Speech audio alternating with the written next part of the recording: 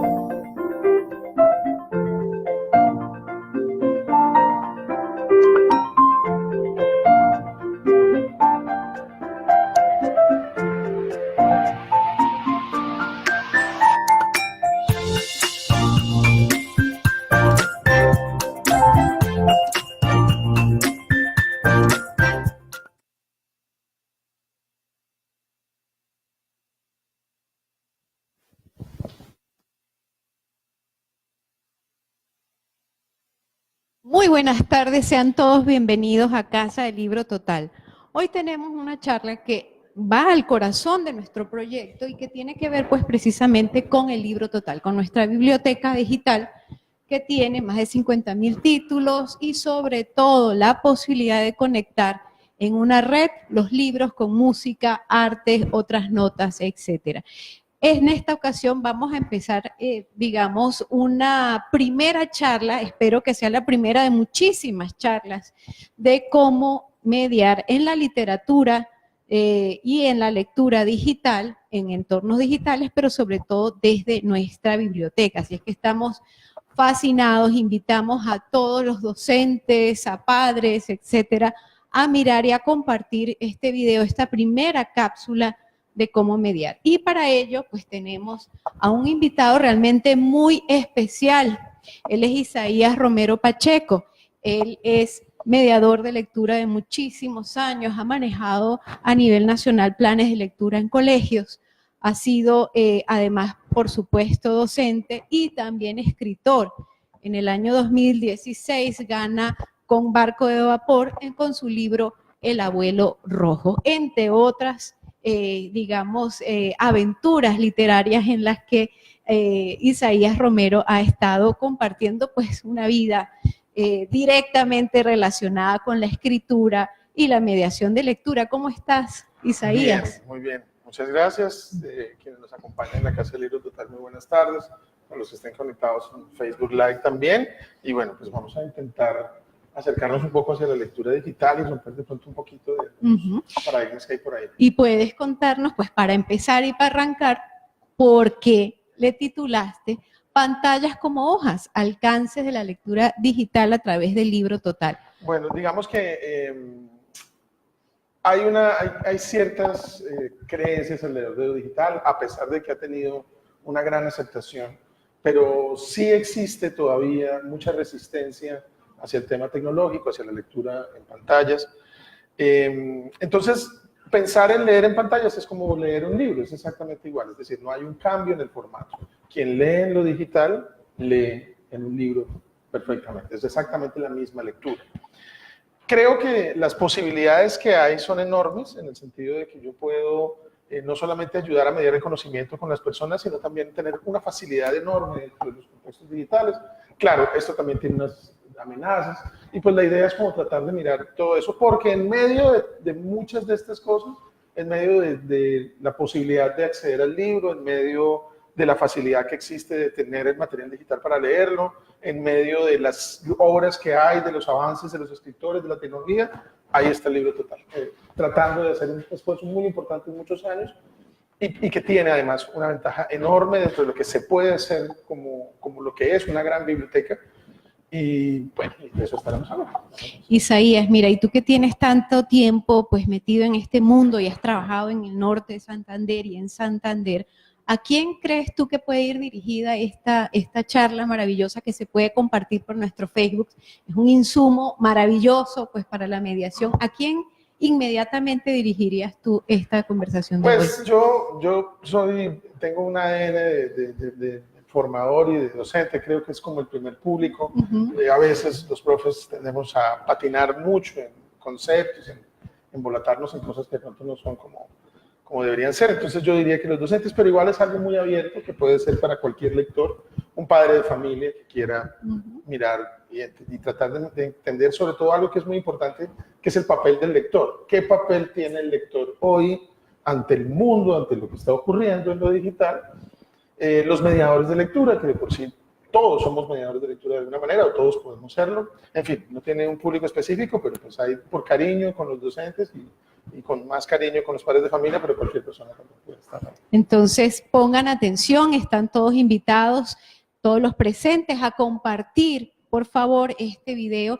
Y hay algo también que me gustaría señalar, que hemos conversado muchísimo con Isaías Romero Pacheco, y es la idea también de que entendamos, de que comprendamos, y es una de las premisas del Libro Total también, que leer no es una obligación, que leer no es aburrido y que leer no solamente se hace en los libros, sino que también nos podemos divertir y podemos crecer y podemos, pues, vamos a decirlo así, ser seres ciudadanos para el mundo, comprendernos, aferrarnos, entendernos además desde nuestras emociones. Yo, pues, de verdad, te digo una vez más que me encanta tenerte aquí, Isaías, y que vas a seguir trabajando y ya nos has inspirado pues muchísimos caminos por donde seguir, ¿sí?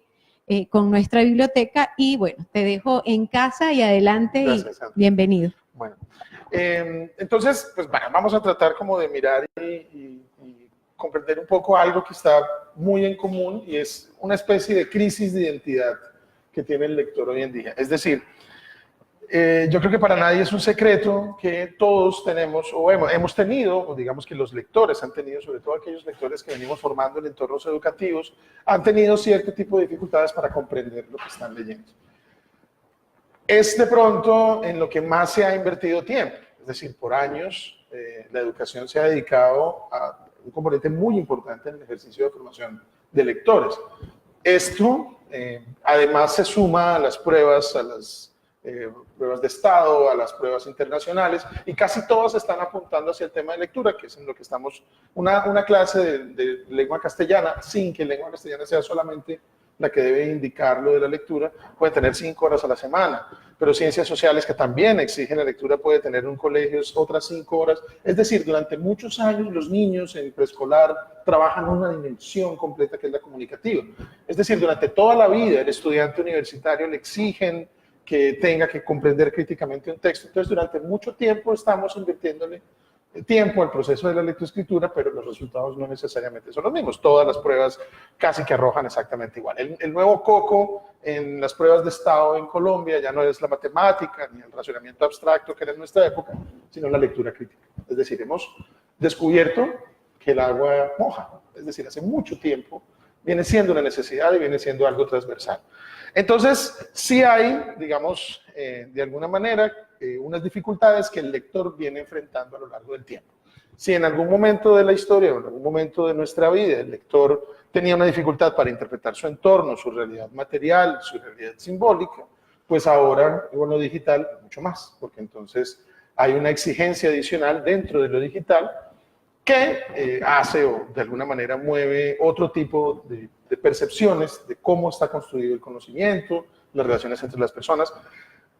Y esto hace que sigamos patinando en lo mismo. Es decir, yo les pongo un ejemplo. Ubiquen una persona hace 40 años frente a la biblioteca más grande del mundo. ¿Cómo se siente? Si usted lo pone ahí en la puerta de la biblioteca más enorme, pues la primera pregunta es ¿por dónde empiezo? ¿Sí? ¿Qué hago? Como que, ¿sí? ¿Qué es todo esto? Ubiquemos un lector hoy frente a miles y millones de páginas de Internet. ¿Qué hace? Exactamente igual. Es más, hay muchas tendencias que indican que las personas, gran parte por lo menos de lo que tiene que ver con la medición digital del uso de las personas en las plataformas y en las páginas, se mide por algo que son zonas de calor. Hay unos programas especiales que le cuentan a uno qué hace la gente en las páginas web. Y casi siempre las personas hacen lo mismo. Y uno podría contar con los dedos qué hace uno en Internet. Consulta el correo electrónico, visita el Facebook, lee de pronto alguna noticia en prensa, escucha música y de pronto, quién sabe, otros investigarán, consultarán, será un poco más profundo, pero digamos que casi todos como que hacemos lo mismo. Es exactamente igual. Hay unas carencias dentro del lector. Entonces, ese lector hoy, pues tiene las mismas preocupaciones que el lector de hace unos años frente al libro. Entonces, yo pensaría, ¿han evolucionado los libros de la mano con los... Perdón, han evolucionado los lectores de la mano con los libros? ¿Es lector quien lee en pantallas?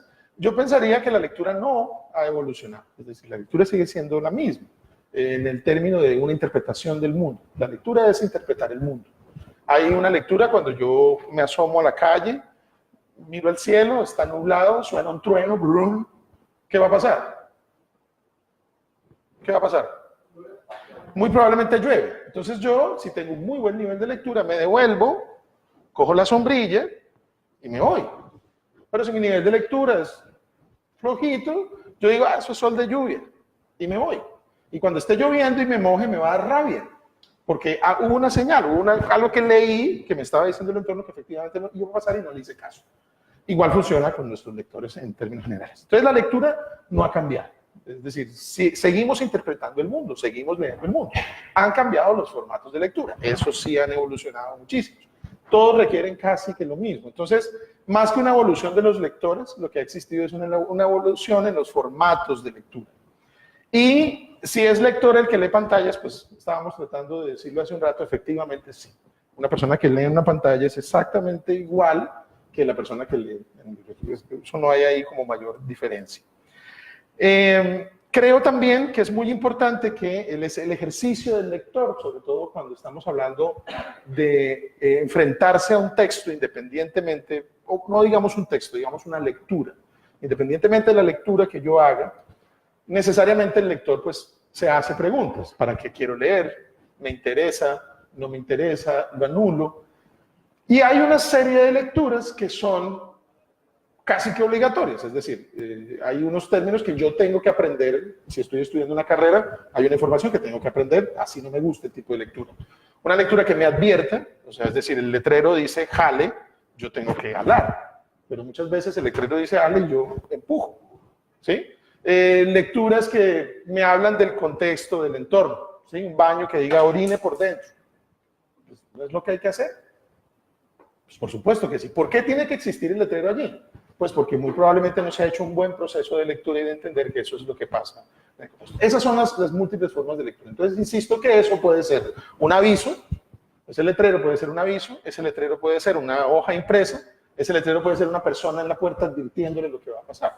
Entonces, hay múltiples formas de lectura en ese contexto. Entonces, el viejo discurso, si el libro iba a desaparecer con la aparición del libro electrónico, pues se ha reducido a la comprensión de que no. Eso es como pretender que la cuchara reemplazó al tenedor, ¿sí? O que el cine desplazó, o la televisión desplazó al cine, que fueron temores que existieron durante mucho tiempo. Hay públicos para todo. Hay quienes preferimos leer en pantallas, hay quienes preferimos leer en libros o leer su formato nuevo, tocarlo, llevarlo con nosotros. Hay quienes tenemos fatiga visual y lo digital nos molesta, entonces nos gusta llevar el libro porque queremos tenerlo con nosotros, pero hay quien prefiere usar su tablet, la carga toda la noche. Es decir, hay público para todo, pero no es que uno vaya a desaparecer con el surgimiento de otro. De por sí, las estadísticas de la penetración del libro digital están estancadas. Hace 10 años no se mueve el consumo del libro digital, por ejemplo, en consumo, es decir, en compra. Lo que se ha aumentado es la digitalización y el conseguir el material y la consulta. Eso ha aumentado mucho más. Pero la compra del libro digital está igual, como ha ocurrido también con la industria editorial en términos generales. Entonces no es que una cosa vaya a desplazar a la otra. ¿Cómo es ese lector digital? Bueno, entonces vamos a mirar muy por encimita cómo es ese lector, cómo somos a veces como lectores. Pensemos en las dificultades que tiene el lector. Entonces el lector digital sigue teniendo unas dificultades que el lector físico, por ponerle un término, ambos son lectores, pero vamos a hacer la diferenciación, están basadas en lo mismo. Sigue existiendo un gran desconocimiento del material bibliográfico, sigue existiendo una escasez en la mediación, es decir, todavía tenemos que hacer campañas de promoción de lectura. Miren el escenario, aquí les estamos diciendo, hay una biblioteca con 50.000 libros, gratis, libre, puedes acceder desde tu teléfono, en cualquier sitio, y aún así tenemos que hacer una campaña para que la gente lea. Y no solamente, bueno, omitamos la biblioteca, para que lea el periódico. Las campañas de lectura no deberían ni siquiera existir. Es decir, debe ser implícito. ¿Por qué no cuando uno dice va a hacer el lanzamiento de un libro hay una fila de 6 manzanas a la redonda, la gente gritando, viva el libro? No, eso es complicado. Es decir, sigue existiendo una escasez en la mediación y la orientación frente al proceso de lectura es débil. Esto, insisto, se encuentra en ambos escenarios. Se encuentra en el lector tradicional y se encuentra en el lector digital. Se ha dado desde siempre. Es decir, el bibliotecario siempre ha tratado de seducir al lector. El librero siempre ha tratado de seducir al lector para que le compre el libro. La biblioteca siempre ha tratado de hacer algo interesante para que las personas se acerquen a la lectura. Hoy en día ocurre igual. ¿Dónde está la mayor diferencia? Bueno, en que tenemos una sociedad que está infoxicada. Es decir, hay una gran cantidad de información. A diferencia de hace muchos años, la cantidad de información que nosotros tenemos todos los días no somos capaces de procesarla completamente. Ahí hay una gran dificultad. Porque, es decir, les invito a que hagan un ejercicio muy sencillo. Escriban su nombre en Google o en cualquier otro navegador y van a encontrar, no solo, pues a mí me causa sorpresa siempre porque encuentro tocayos. Yo pensé que era el único. Isaías sé que hay muchos, pero Isaías Romero no estaba muy seguro y efectivamente uno encuentra cualquier cantidad de tocayos en todas partes del mundo. Esto me parece que es una mirada real de esa cantidad de información que hay y cómo tenemos una enorme dificultad para procesarla.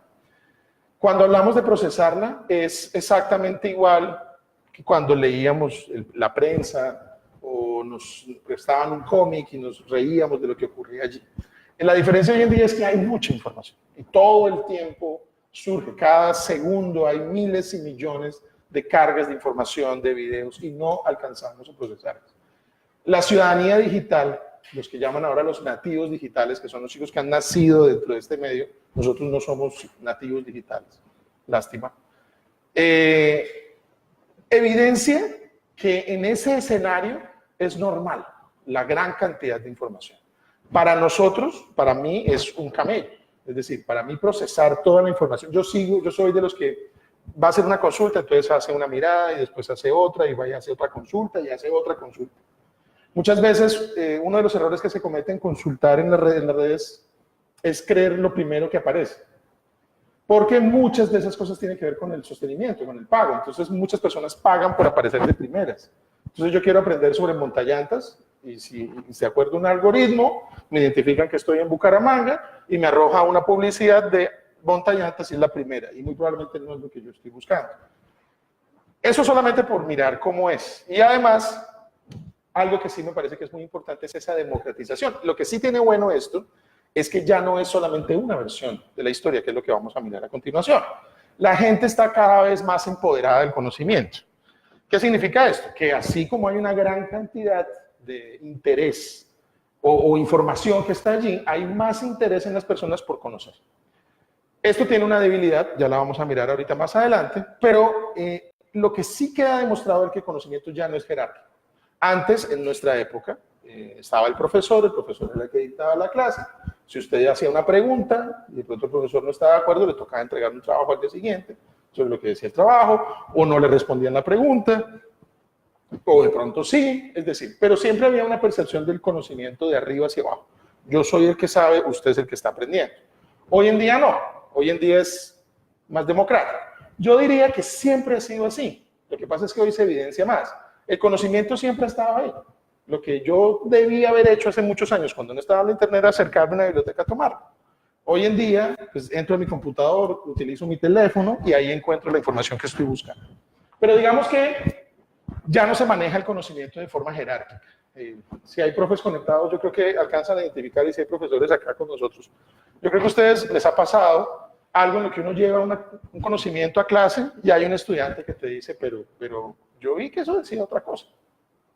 Yo vi que en tal página me dijeron otra cosa. O cuestionamientos como, usted está haciendo el procedimiento de manera equivocada, en matemáticas, por ejemplo. Entonces los profesores tienen que cuestionarse más, tienen que preparar más sus clases porque algún chico le saldrá con algo que no, para lo que no estaba preparado.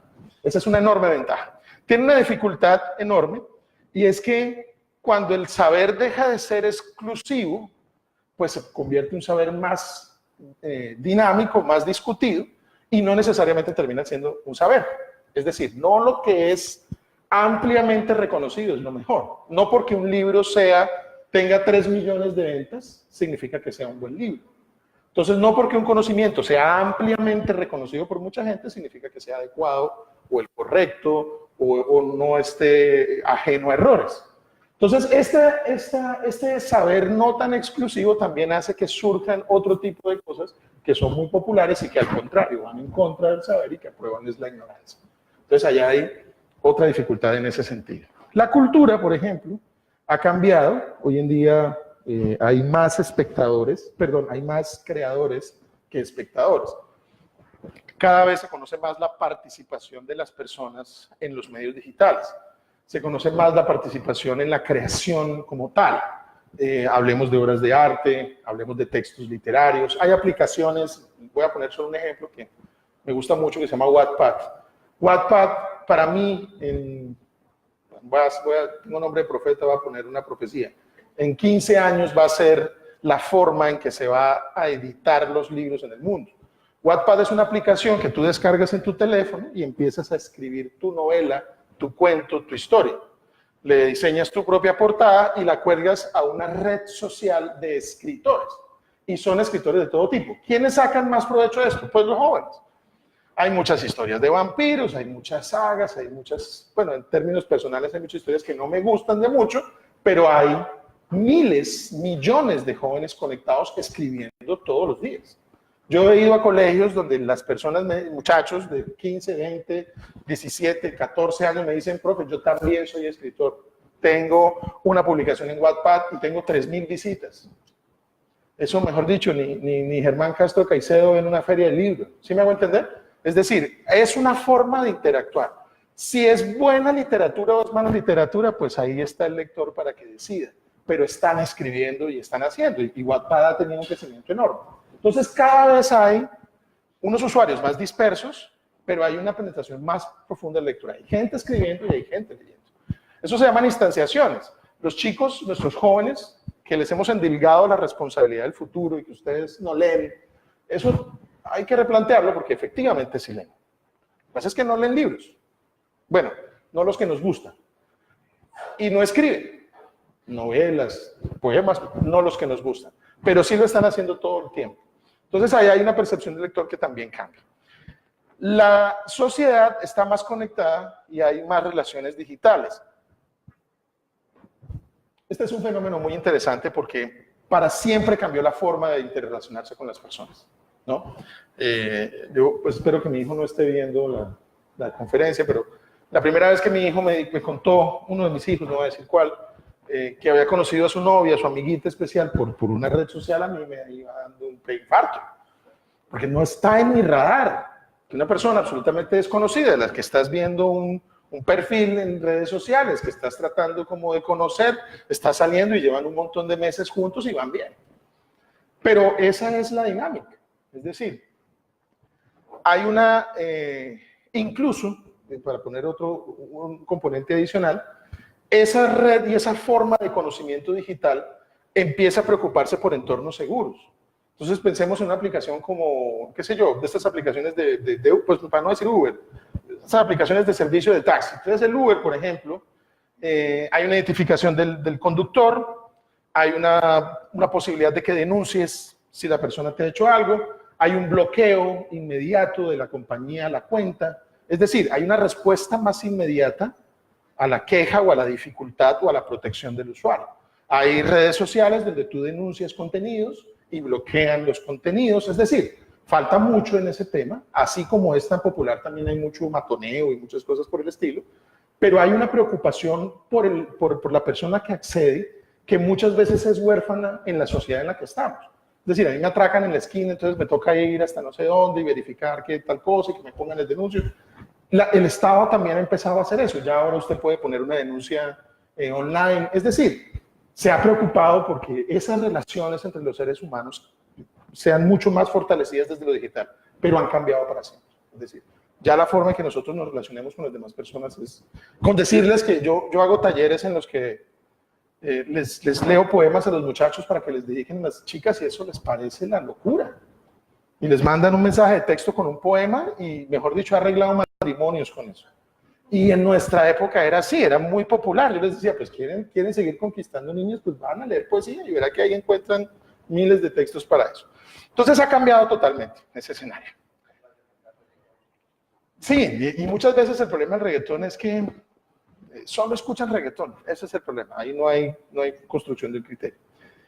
Otro escenario que también es muy importante entender es que muy probablemente este lector que llega al colegio, que está en su casa, que es el sobrino, que es el nieto, que es el hijo, muy probablemente su primera consulta para buscar información ya la hizo a través de un medio digital. Esta es una realidad contundente. En hace muchos años, no voy a seguir diciendo en nuestra época, van a pensar que tengo 60 años, pero hace muchos años, las primeras consultas, ¿dónde eran? En las bibliotecas, en los libros, en el diccionario, un diccionario que tenía el papá de uno que le había regalado el abuelo, la enciclopedia ya de mis primeros conocimientos, el diccionario Larousse, esos eran los elementos de consulta, las primeras consultas, primero, segundo, tercero de primaria, la primera información, uno iba a esos medios. Hoy en día es a través de estos aparatos, es decir, no hay un contacto con el libro en la primera consulta como tal. Ese escenario también ha cambiado. Y es importante entenderlo porque así funciona. Es decir, hay muchos chicos que ni siquiera buscan a alguien que les ayude a mediar, sino que simplemente entran directamente a su fuente digital y consultan su tarea. Que la copien y la peguen, bueno, eso es otro fenómeno, pero sí hacen obviamente una consulta en ese sentido. Entonces, en este último escenario, a pesar de que hay una contundencia enorme, las bibliotecas siguen a veces sin impactarse tanto, a pesar de que hay tanta gente consultando en sus casas, la gente sigue yendo a las bibliotecas. Eso es algo que es cierto. Uno pensaría que no. Pero las bibliotecas también han empezado a entender con urgencia que tienen que cambiar y han empezado a cambiar. Entonces ya las bibliotecas han dejado de ser esos escenarios oscuros de una señora de gafas y brava y que les digo y no se haga ruido, a empezar a hacer unos sitios que son dinámicos, donde uno va a encontrarse con la novia, donde va a jugar parqués, donde utiliza medios digitales para consultar. Entonces, las bibliotecas sí han empezado a entender ese tema del cambio. Tú puedes hoy en día pedir un libro online desde tu teléfono. Hay bibliotecas en Colombia donde te llevan el libro a la puerta de tu casa. El Banco de la República tiene parte de ese servicio. Hay instituciones que te facilitan un catálogo completo de libros y vas y accedes al libro y de pronto si quieres el libro físico te lo prestan y si quieres de pronto el libro digital también. Entonces hay unos nuevos modelos en esas bibliotecas gracias a ese tema de las consultas. Ya no hay tanta preocupación por el edificio como tal, o ni siquiera por las colecciones. Se buscan que sean escenarios de encuentro, ¿sí? Como lo que ha dicho Oldenburg siempre, que es el tema de la experiencia. El ser humano busca experiencias todo el tiempo y las experiencias que les gusta las repite. Entonces, en los temas de servicios culturales, por lo general, lo que debe existir es una muy buena experiencia para que yo quiera repetirla 100.000 veces. En el servicio educativo, exactamente igual.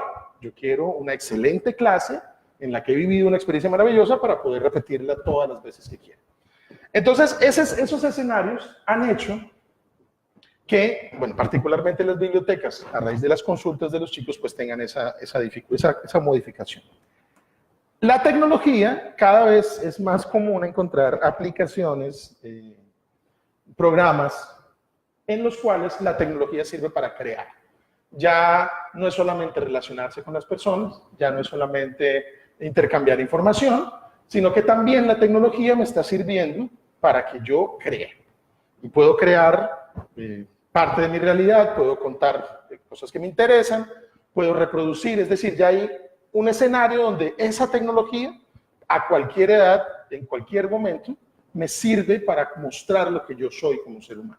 Así nadie, hay mucha gente que todavía piensa, bueno, eso tampoco ha cambiado. Uno muchas veces pensaba que publicaba un libro y al otro día estaba agotado y todo el mundo lo compraba.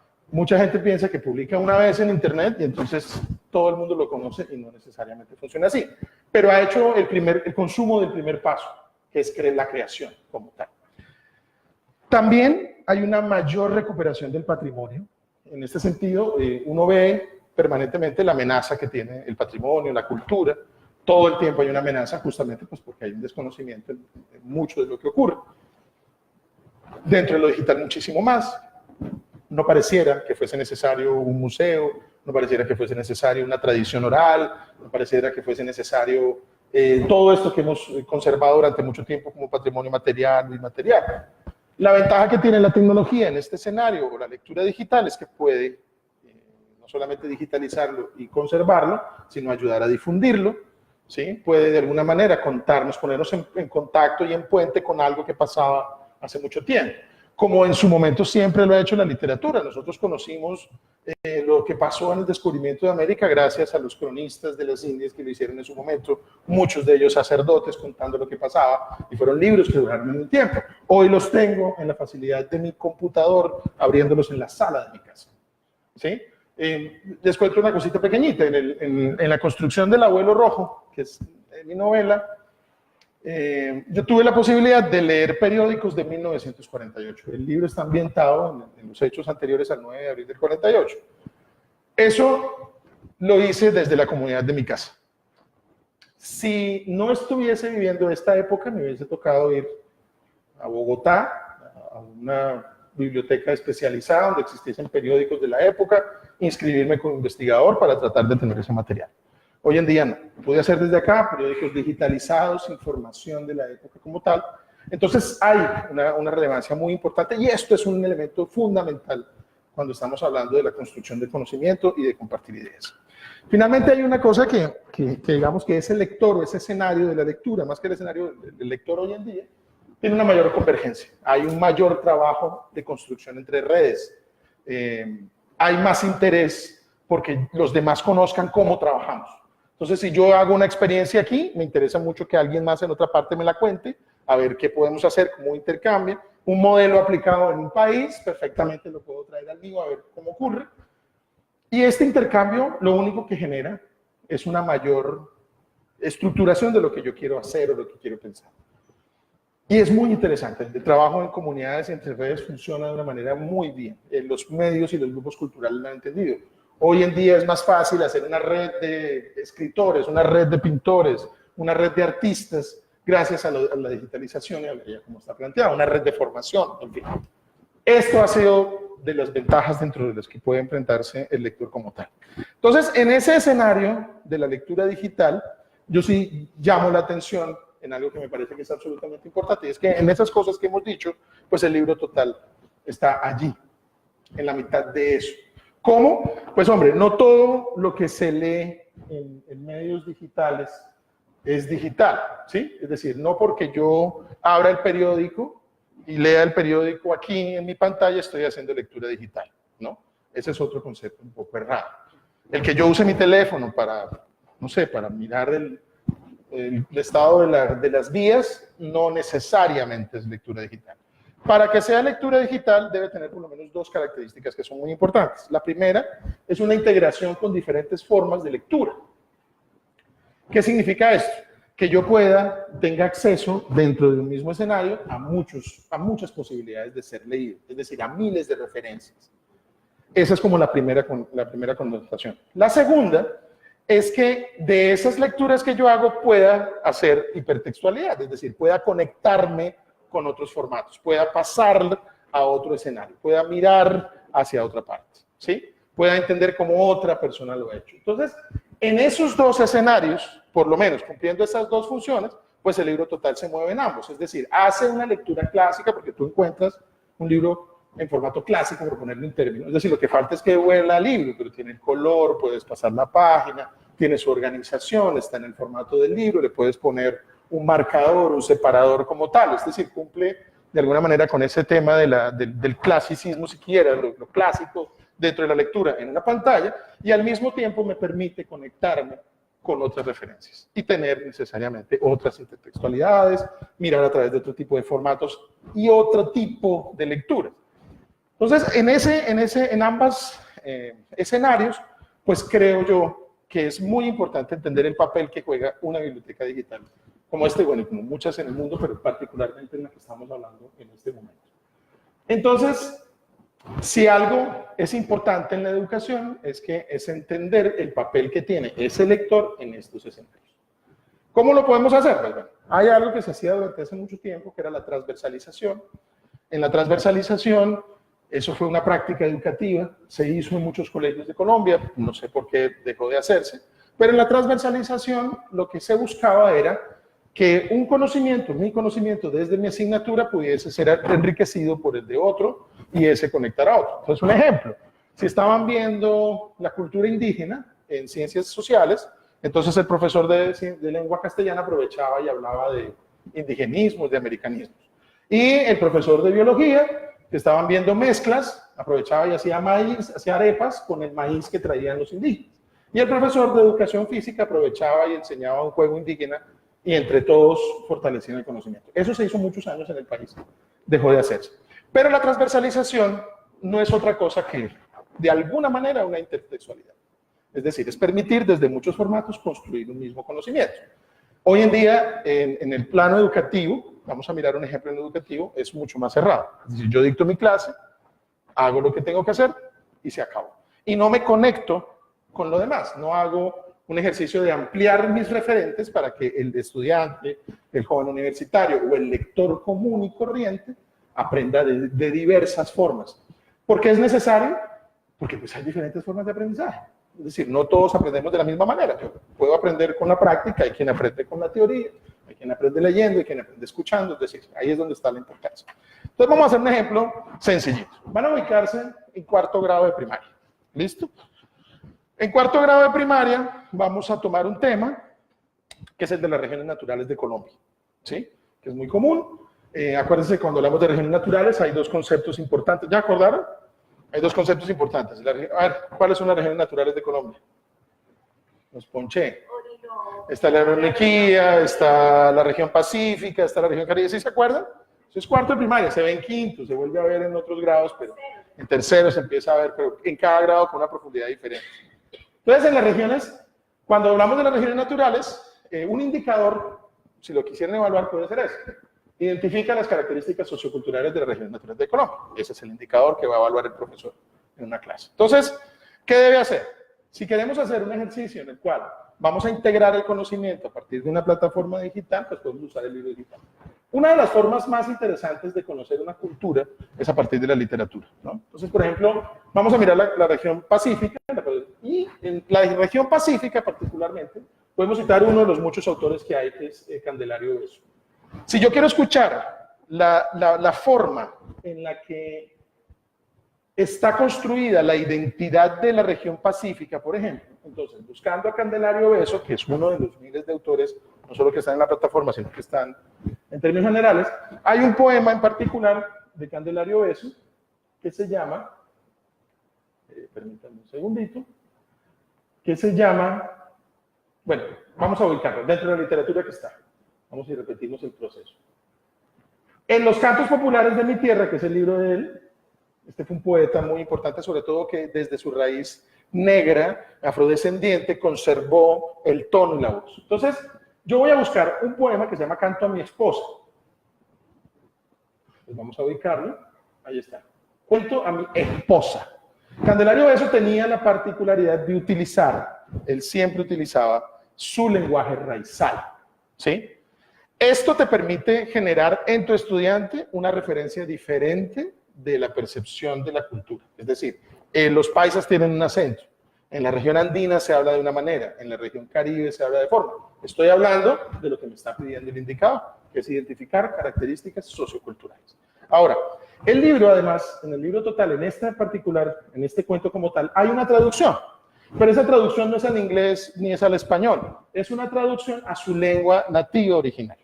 Entonces, allí encontramos, por ejemplo, este es el texto original que utiliza Candelario Beso. Entonces, si uno lo lee, encuentra la sonoridad del Pacífico. Negra remivida, ¿a dónde va?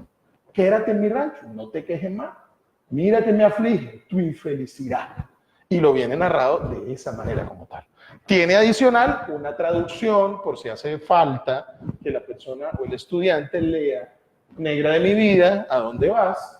Quédate en mi rancho, no te quejes más. Y tenemos en la sonoridad de lo que implica la identidad del Pacífico en su habla, una característica sociocultural. Esta es una sola de las cosas que podemos hacer. Por ejemplo, yo puedo continuar buscando en el tema y voy a darle por buscar el Pacífico colombiano, a ver qué me arroja la plataforma. Entonces, en el Pacífico colombiano no solamente voy a encontrar una gran cantidad de textos especializados, de investigaciones, de referencias musicales, de antropología, de muchos temas específicos, pero, por ejemplo, puedo usar la riqueza patrimonial del Chocó, que me hace una exploración sobre lo que tiene que ver con las características de la región. En una lectura sencilla, no solamente me está indicando todas las partes donde aparece la palabra Pacífico, sino que me va a hablar del patrimonio, de los monumentos, de las novelas, de las costumbres, de la cocina. Y así como son muchos. Por ejemplo, si hacemos esto de las inveteradas costumbres de los chocuanos, vamos a encontrar cómo son las características de la minería que hacen a través de poemas, por ejemplo, cómo hacen la arepa, cómo pelan el coco. Y estas son elementos, en una lectura muy sencilla en clase, en la cual voy a poder identificar plenamente eso que me está pidiendo el indicador. Ahí no pasa nada. Entonces, en esa lectura digital hay unas múltiples referencias. Estoy haciendo la lectura formal del texto como si hubiese tenido cualquier otro elemento como tal, y al mismo tiempo puedo enriquecer esa intertextualidad y otro tipo de cosas, otro tipo de elementos a que eso funcione. Ahora, si quisiera hacerlo un poquito más profundo, y quisiera de pronto meterme más como en más características, a pesar de que ya tengo algunas, hablemos de otras características de pronto en otros tipos de formatos, pues me gustaría saber cómo suena el Pacífico. Esa puede ser una pregunta. Otra pregunta puede ser cómo se ve el Pacífico, cómo huele, cómo sabe. Pero con la escucha puedo hacer algo interesante. Igual en la plataforma, sin salirme de la consulta que he hecho del Pacífico colombiano, yo puedo ir a la música, es decir, no me salgo de ese escenario, voy a la música del Pacífico colombiano y encuentro todo lo que existe dentro de la biblioteca que esté relacionado con el Pacífico. Creo que aquí debemos subirle el volumen a la... Porque yo voy a tomar uno de los cantos del Pacífico y vamos a escuchar cómo suena.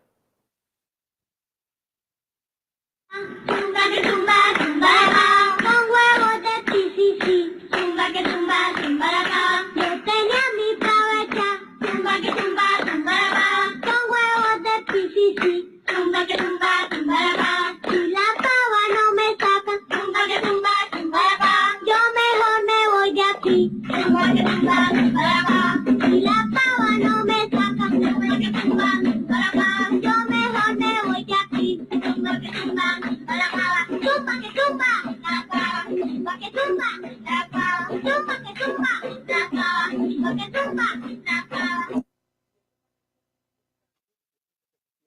canto vivo, es algo muy bonito lo que hacen, pero pues tenemos una visión desde una lectura que es basada en el audio y está dentro de la plataforma como tal. Es decir, y esta es solamente una pequeña muestra de todo lo que se puede hacer, pero requiere lo que hemos estado hablando desde el principio. Hay que explorarla, hay que conocerla, hay que buscar las formas de interactuar con ella y no quedarnos solamente con lo que hemos aprendido o lo que nos han enseñado en algún momento. Entonces, algunas reflexiones contra esto. Si estuviésemos pensando en un ejercicio de lectura como tal, o sea, lo que es la lectura en términos generales, ¿será que con esos dos ejercicios que hicimos con anterioridad se está evaluando la lectura? ¿O no? Claro, no solamente la lectura formal a la cual yo puedo tener, y eso que no hablamos de las posibilidades que tiene en, no sé, en sacar adjetivos, en buscar palabras comunes, en comparar significados con otras cosas. Solamente hablemos de lo formal que es la lectura como tal. ¿Será que sí estamos evaluando la lectura como tal si quisiéramos evaluarla en un contexto educativo? Sí. Que son los temores de muchos de los docentes y son los temores de muchas de las personas que promovemos la lectura. ¿Qué tanta lectura se hace en el medio digital? Pero estamos viendo que efectivamente se puede hacer sin ninguna dificultad.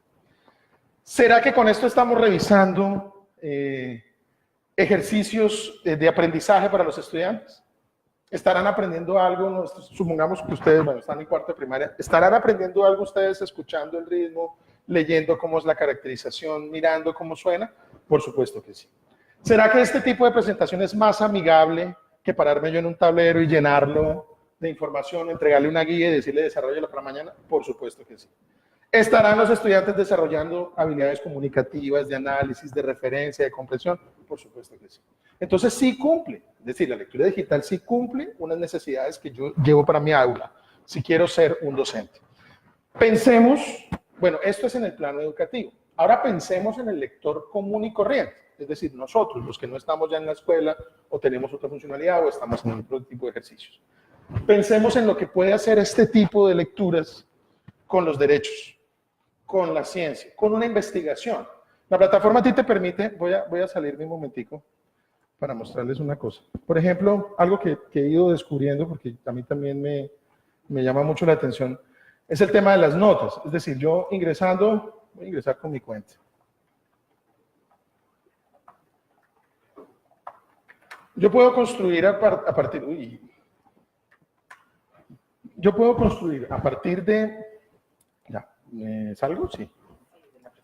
Acá está, listo. Exacto.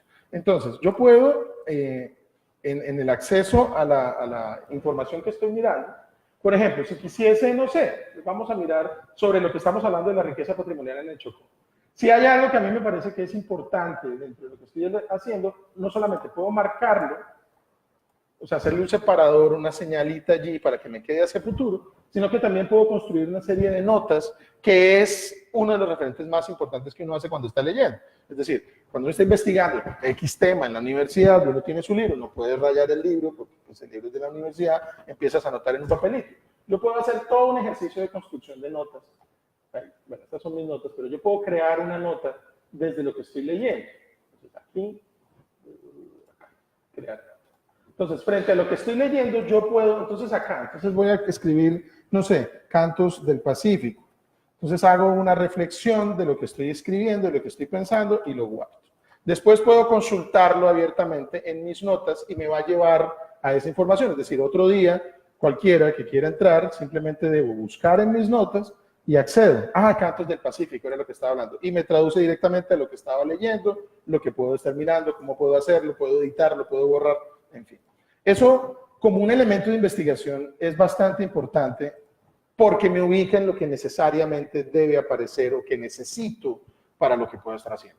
Hay, bueno, en fin, diccionarios, música, obras de arte, miles de referencias frente a los temas. Yo estaba haciendo unos ejercicios de buscar referencias de cosas. Entonces, por ejemplo, un día, pues gracias a una propuesta que nos hacía Daniel con el tema de los sentimientos, me puse a explorar el miedo y encontré una versión del miedo. Entonces, ¿qué dice un diccionario sobre el miedo? ¿Qué dice el diccionario del Pacífico sobre el miedo?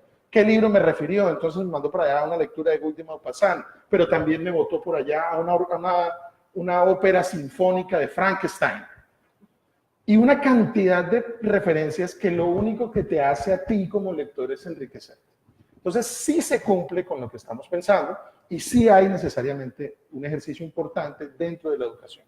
Ahora, dice María del Pilar González que el lector hoy, la persona que quiere leer y comprender hoy, necesita un catálogo de competencias vinculadas a una dimensión más integral que combina el dominio de técnicas con cualidades para vivir en sociedad y que termina siendo algo más complejo.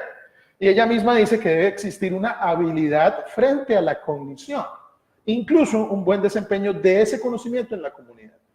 Esto tampoco es nuevo, esto viene diciéndose hace mucho tiempo, es decir, no es suficiente con todo el conocimiento que tienes, sino cómo llevas ese conocimiento a tu vida cotidiana.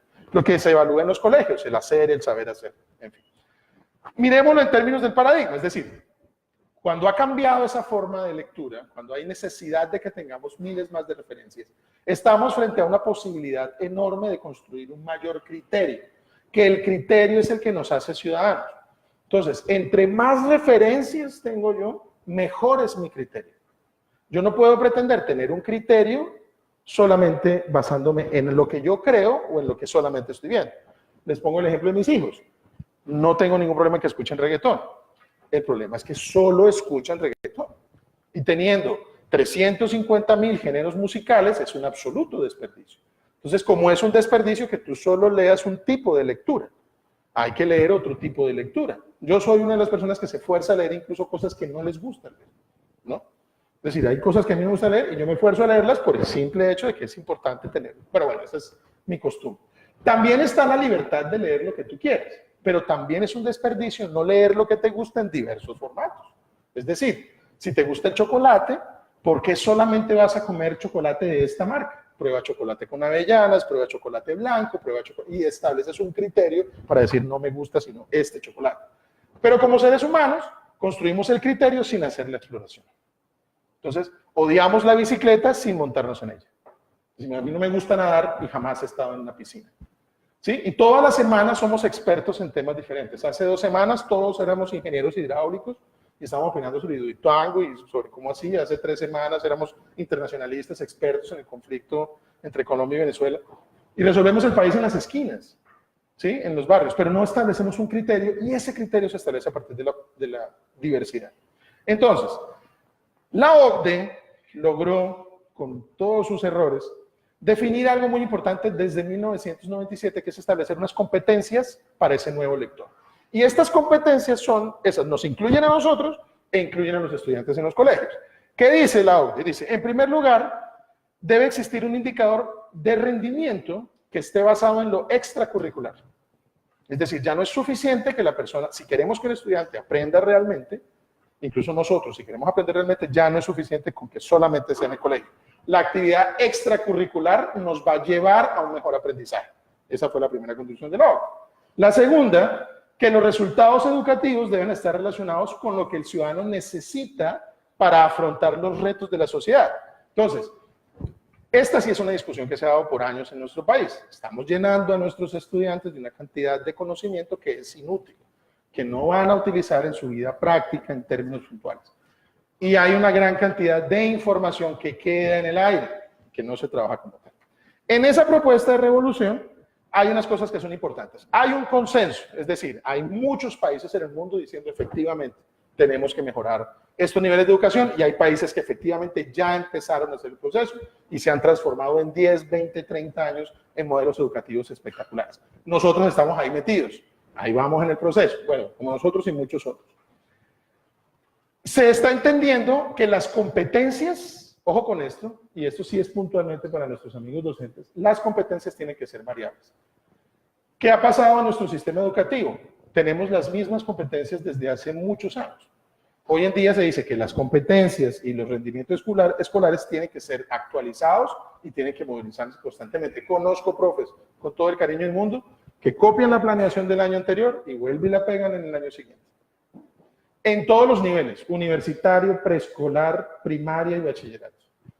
Eso es algo que va en contrariedad a lo que es el avance. Eso es como si yo, bueno, no, mentiras, no es comparable con leerme el mismo libro, ¿no? Porque yo cada vez que me leo el libro encuentro algo diferente. Pero sí es comparable, no sé, como escuchar todo el tiempo el mismo ritmo musical. Eso también pasa, ¿no? Bueno, no tengo ejemplo para eso.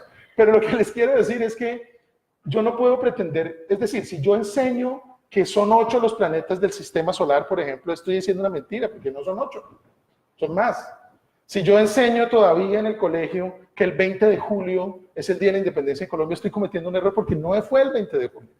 Esa es la fecha que se tiene histórica. Si yo sigo enseñando y el libro dice es que se rompió el florero de Llorente, pero resulta que no fue un florero. Las investigaciones han determinado que fue un objeto de mesa. Y así lo dice la historia. No dice si fue un servilletero o un florero. Es decir, esos pequeños detallitos hacen que nuestro conocimiento se vaya.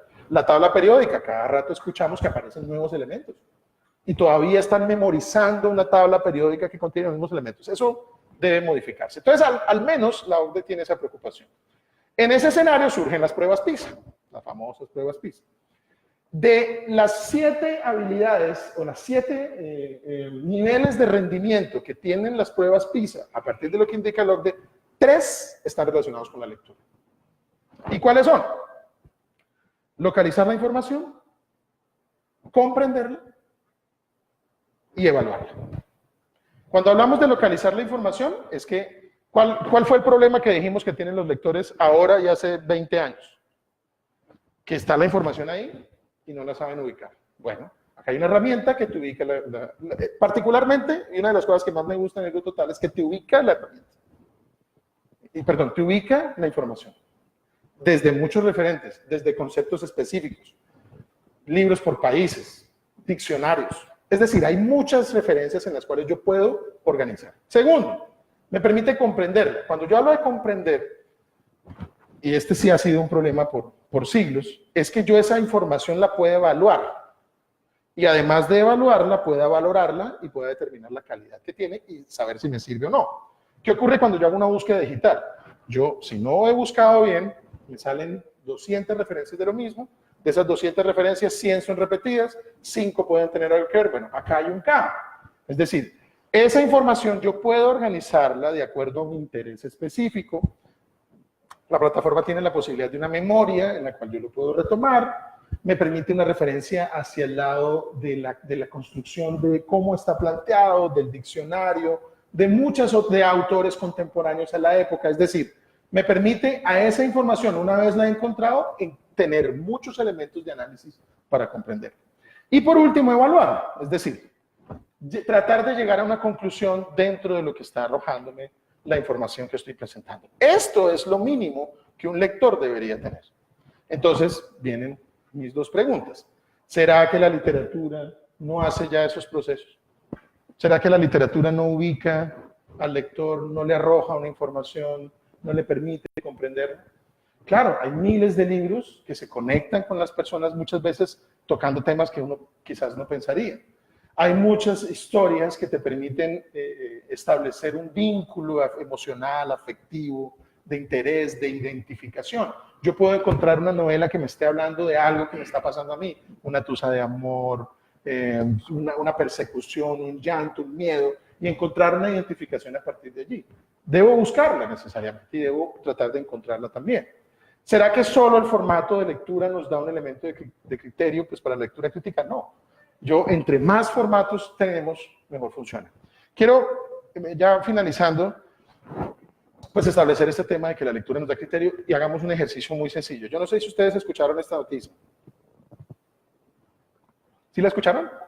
Fue muy popular, ¿sí? Se hizo viral, ¿no? Llegaba en todos los teléfonos y era que se había caído un tipo por allá, pues lamento la cuña, pero era un producto, pues fue con Ponimalta y fue con Coca-Cola y ha pasado con muchos, ¿no? Entonces que uno de los operadores por allá había caído y que en unas botellas salían uñas y dedos, ¿no? Esta historia termina cuando el presidente de la compañía, de la SABMiller, que ya no es Bavaria, sino que ahora es la SABMiller, que es la cervecera más grande del mundo, le toca salir a los medios de comunicación a explicar. Tipo que tiene una agenda, yo me imagino que bastante ocupada, le toca salir en Colombia a explicar que eso era mentira. ¿Sí? Les hago una pregunta a ustedes. ¿Alguno ha visto, conoce, sabe cómo es el procesamiento y embotellamiento de la Ponimalta en este caso? Bueno, pero lo han visto en otras. ¿Probabilidades de que una persona se caiga ahí y que un dedo termine en una botella? Ojo, a pesar de que el gerente de la SABMiller ya ha dicho que no, a pesar de que hay comunicados de prensa que han dicho que no, a pesar de que hay una persona que ha visto el proceso y dice que es imposible, yo aún hoy en día digo, uy, comadre, no le vaya a comprar con imagen. Pronto le sale un dedo. Uno nunca sabe. ¿Sí o no? Y uno sigue pensando que es probable y que es creíble. Ahí hay una ausencia de criterio. Para eso es que sirve el criterio. Cuando yo estoy formando estudiantes, personas a que lean, estoy ayudándoles a que construyan un criterio, porque es que el criterio es el que te permite decir, si hay un grupo de personas fumando marihuana, el criterio te permite decir no quiero. ¿Por qué? Porque no quiero. Entonces, no, usted no es mi amigo. Pues no seamos amigos, todo bien, nos vemos. Para eso sirve el criterio. El criterio sirve para, me han dicho que debo ir a la universidad y debo coger el T3. Y todos los días me monto en el T3. Pero como yo no iba a leer allá el mamarracho ese de líneas y colores que hay allá con las otras rutas, nunca me enteré que el T1, por ejemplo, me puede llevar al mismo sitio y en menos paradas. Esa es la funcionalidad del criterio. Eso es lo que se ha descubierto. Descubrieron el agua tibia, que es necesario que los estudiantes tengan criterio porque hay una cantidad de información, de referencias, de decisiones sociales que se están tomando en ausencia de criterio. ¿Y cómo se construye el criterio? Pues, mis compañeros, la mejor forma de construirlo es leyendo. Otra noticia, ¿se acuerdan de esta? Esta fue muy popular, ¿sí? A través de redes sociales, un expresidente dijo que se había reunido con el presidente Donald Trump y le tocó a la Casa Blanca tomarse la molestia de decir que eso no había sido cierto. Y sin embargo es una noticia que aún se cree que fue verdadera. Otra más amable. En el 2014, un chistoso en Twitter le dio por decir que habían reevaluado el campeonato de fútbol nacional y que el Nacional ya no era el ganador del campeonato, sino que era el Junior de Barranquilla. ¿Y qué hicieron mis amigos costeños que celebran poquito? Pues salieron a celebrar. ¿Y era cierto? No. Ahí hay ausencia de criterio. Es cierto que ahora la responsabilidad de que la información sea cierta o falsa dejó de ser una responsabilidad del periodista y ahora es una responsabilidad del lector. Ahora resulta que nos toca a nosotros verificar si la información es cierta que sale en los medios. Eso es una cosa terrible, es una práctica perversa de lo que siempre ha sido el periodismo. Pero está ahí y ocurre todo el tiempo y le ha pasado a la mayoría de los medios de comunicación. Pero yo no voy a poder establecer eso de ninguna manera si no tengo un ejercicio de lectura crítica.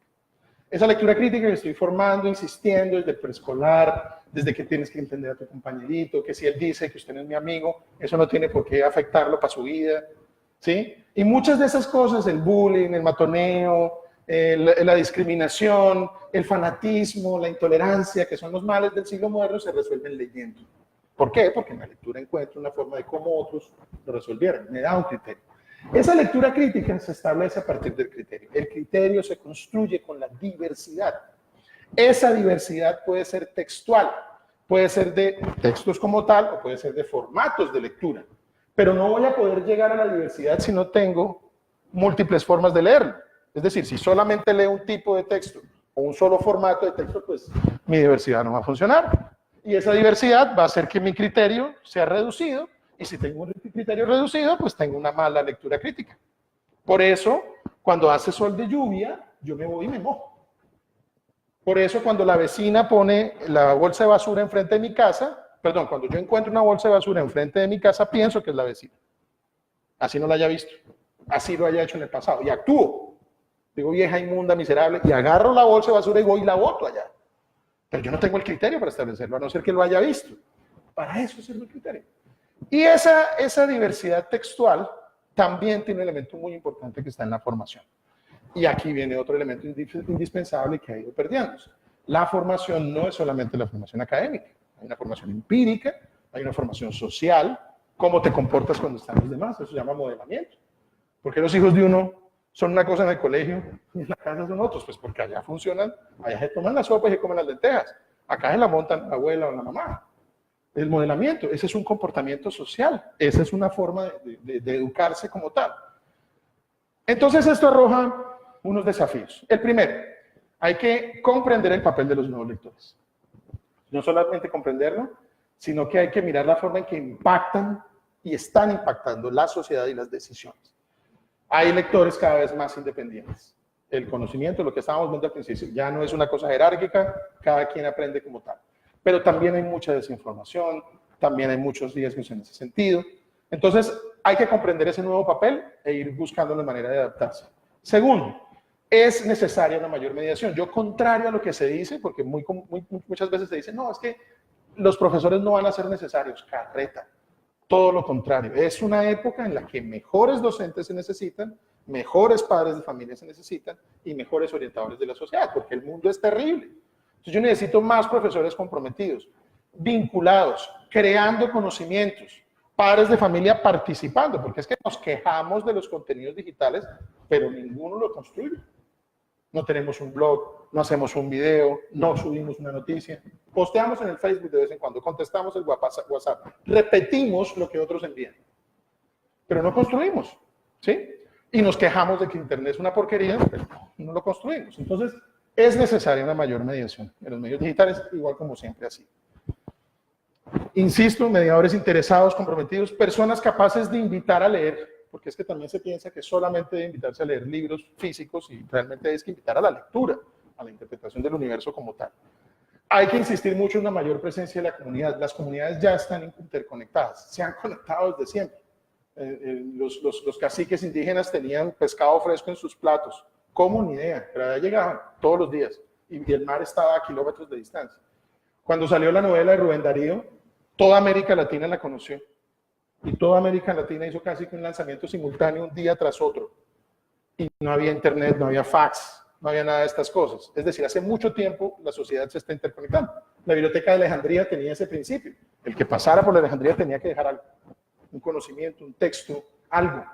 Entonces, hace mucho rato nos venimos interconectando. Pero ahora que estamos ante una real interconexión, ¿qué estamos haciendo? Desperdiciándolo al 100%.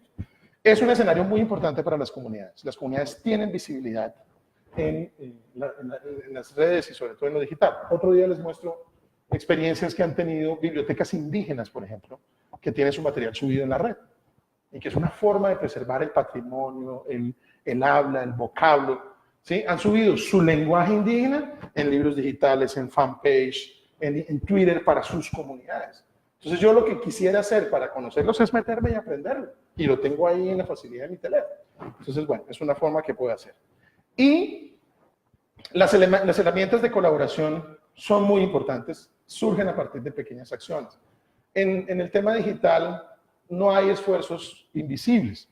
Todos los esfuerzos tienen una opción de visibilidad, hay que buscarlos, hay que encaminarlos, hay que orientarlos, hay que estar muy pendientes de ellos, pero es muy importante sobre todo porque no se puede ser egoísta con el conocimiento como había sido durante mucho tiempo. Entonces, esto es mío, yo lo hice, pídame permiso, pásame una carta, ¿cuánto me va a pagar? No, nosotros podemos construir un conocimiento que ayude a fortalecer lo que yo estoy haciendo. En el medio digital, sobre todo, es muy importante el que no solamente se diga cómo se hace, sino que vaya, haga. Yo hago y monto un taller y le explico paso a paso, vaya, haga. Y el contexto siempre va a ser diferente, entonces puede haber un ejercicio de colaboración muy importante y surge de estrategias pequeñas. Yo pienso que el espíritu, alguna vez hablábamos con Daniel de eso, el espíritu del libro total como tal, fue una cosa de pensar que había un recurso que tal vez estaba desperdiciando. Y ofrecer una biblioteca digital es una cosa que mire el volumen que va tomando, mire el tamaño que va mirando. Yo imagino que habrá momentos donde dice, o dirán en qué nos metimos, pero efectivamente así es como se construye y así es como se participa. Y estas son las cosas que quedan para la eternidad. Entonces, yo pues les agradezco mucho el tiempo, la espera, y bueno, espero que también podamos mirar, analizar, leer, entender y construir un criterio desde lo digital.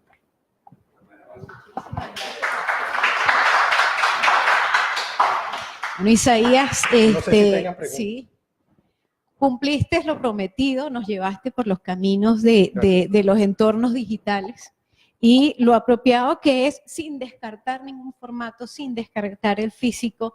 Además nos diste un planteamiento pues muy interesante como ejercicio puede estar también dentro de las instituciones educativas, cómo los docentes efectivamente pueden empoderarse de las herramientas digitales y en particular desde las características que diste acá en el libro total, ¿no? Y es bueno pensar que si eso se puede hacer en 4º grado de primaria, perfectamente puedo hacerlo con mi hijo sentado en el mueble. Que nos diste ese recorrido y pues prometemos un próximo encuentro con Isaías Romero Pacheco, pero ya quizás ¿Qué le dirías entonces a los padres? ¿Sí? Por ejemplo, desde la herramienta del audiolibro, cómo aprender incluso a nosotros como padres que no debemos dejar esa lectura en voz alta, ¿sí? Y cómo desde los audios también que se tienen aquí en el libro total podemos ir encaminándonos. Solamente dame un abreboca y lo vamos a dejar ya entonces un recorrido del libro total para padres también en este sentido. ¿Qué nos dirías? Sí, no, digamos que el ADN de la promoción de lectura siempre ha sido la voz. Es decir, los primeros promotores de lectura no tenían libros. Los primeros promotores de lectura surgieron de la oralidad, de la transmisión. Ese es el ADN de una persona que esté interesada en promover la lectura, es su voz. Y ahí hay un componente adicional que tiene obviamente la plataforma, la escucha del texto como tal, no solamente en la figura de un audiolibro, sino que hay una cantidad de audios, porque es que esa es una de las formas en las que yo puedo acercarme más a la lectura. Los libros tienen bandas sonoras, las sociedades tienen música que las acompañan. El cine es de pronto el que más utiliza ese tema, ¿no? Cuando quieren meterle suspenso, entonces suena, no ponen la palabra suspenso, sino que está el señor, está la muchacha nadando en el mar y aparece ton, ton, ton, ton, ton, ton. Entonces, ese tema de la música, esas son las venas de uno, y poder relacionarlas con la lectura es muchísimo más interesante. La música y la oralidad, cómo Total. complementan pues la emocionalidad que necesitamos complementar pues a través de la lectura. Sí, prometo hacer una en la que podamos explorar fundamentalmente los papás. Desparchado un viernes en la tarde, le tenemos un plan en el libro total para que tenga ahí cómo pueden detener a sus hijos. Bueno, muchísimas gracias. Gracias a todos los que nos visitan, tanto virtualmente como acá en la Casa del Libro Total.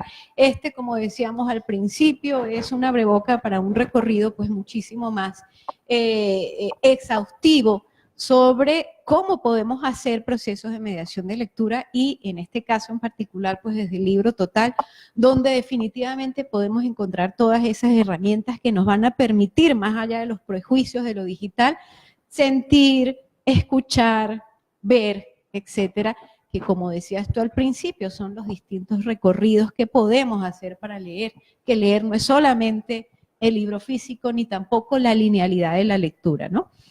Les recomiendo pues a todos los docentes, los padres y los interesados, vamos a compartir este video que lo van a encontrar pues como siempre en Casa del Libro, en Facebook, Casa del Libro Total Bucaramanga. Es un primer insumo para que vayamos pues apoderándonos, además de una herramienta que la tenemos a un clic de distancia en www.ellibrototal.com.